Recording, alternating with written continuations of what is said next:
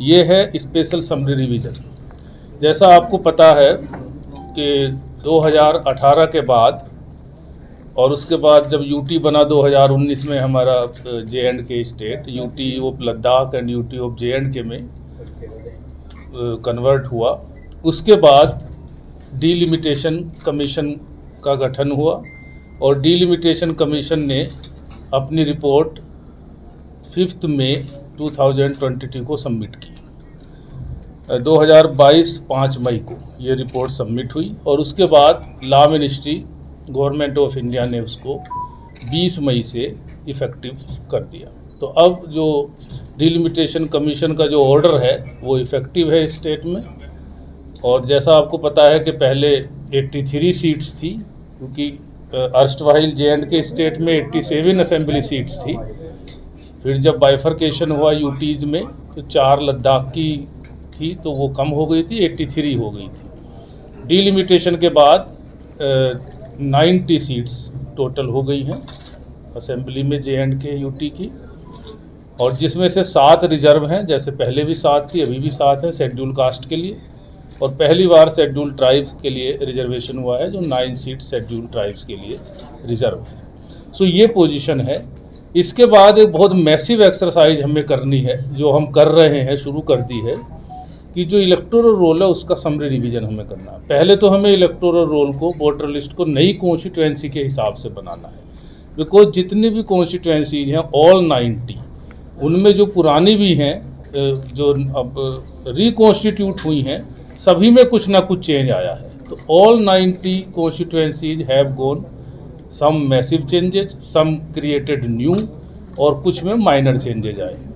तो अभी हमें इलेक्टोरल रोल को पुरानी असेंबली कॉन्स्टिट्यूएंसीज से नई असेंबली कॉन्स्टिट्यूएंसीज में मैपिंग करनी है। वही काम जोर शोर से यहाँ पे चल रहा है। उसके बाद स्पेशल समरी रिवीजन का काम शुरू होगा। तो अभी जो हम एक्टिविटीज़ कर रहे हैं ये प्री SSR एक्टिविटीज़ है, यानी स्पेशल समरी रिवीजन से जो पहले की एक्टिविटीज़ है। उसमें हमारा जो पोर्टल है ERO नेट, उस पर हमारे IT इंजीनियर्स काम कर रहे हैं, और सभी डिस्ट्रिक्ट्स में ये DIOs के सौजन्य से भी काम हो रहा है।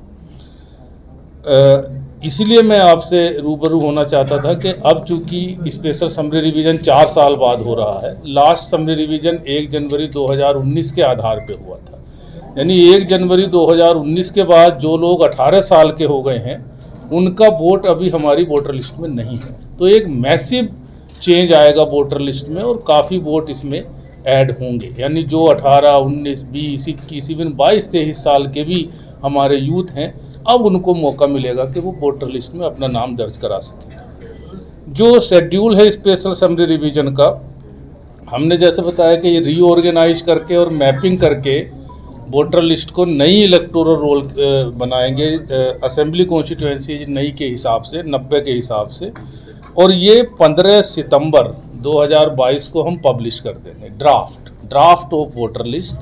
ये हर पोलिंग स्टेशन पे पब्लिश होगा। इतना ही मैं बता दूं कि पोलिंग स्टेशन भी बढ़े हैं, लगभग 600 पोलिंग स्टेशन नए ऐड किए गए हैं, और नए पोलिंग स्टेशन और पुराने सब मिलाकर के आज की डेट में 11,370 पोलिंग स्टेशन हो गए हैं। तो हर पोलिंग स्टेशन पे ये ड्राफ्ट पब्लिश होगा। हर पोलिंग स्टेशन पे हमारा बूथ लेवल अफसर है, वो अपॉइंट हो गए हैं। साथ ही हर कॉन्स्टिट्यूएंसी के लिए इलेक्टोरल रजिस्ट्रेशन ऑफिसर भी अपॉइंट हो गए हैं, और AEROs भी अपॉइंट हो गए हैं। तो 15 सितंबर को ये पब्लिश हो जाएगी। उसके बाद 40 दिन का टाइम दिया गया है यूथ को, या जो 18+ हो रहे हैं, 1 अक्टूबर 2022 को, यानी ये क्रूशियल डेट है। 1 अक्टूबर 2022 हमने रखा है, जिससे लेटेस्ट बिल्कुल अपडेशन हो इलेक्टोरल रोल का।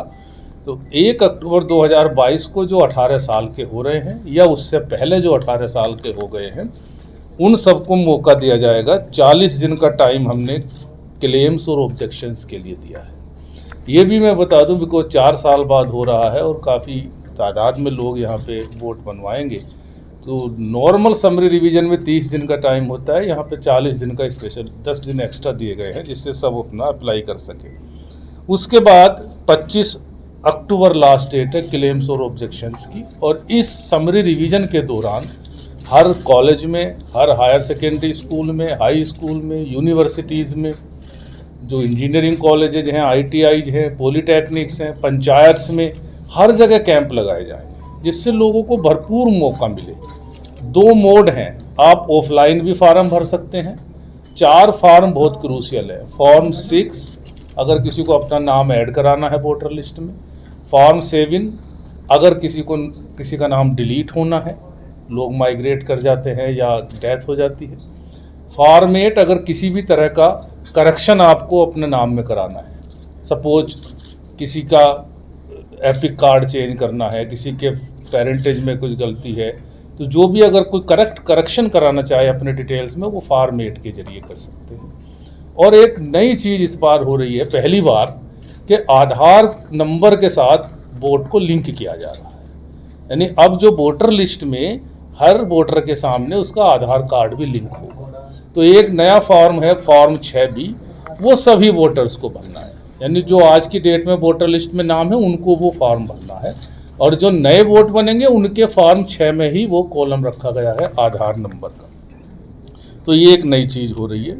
तो 25 अक्टूबर के बाद हमें 20-25 दिन का टाइम दिया गया है EROs को, जो उसका डिस्पोजल करेंगे क्लेम्स को। For more updates, do subscribe our YouTube channel and don't forget to hit the bell notification icon. And if you are watching this video on Facebook, do follow our Facebook page.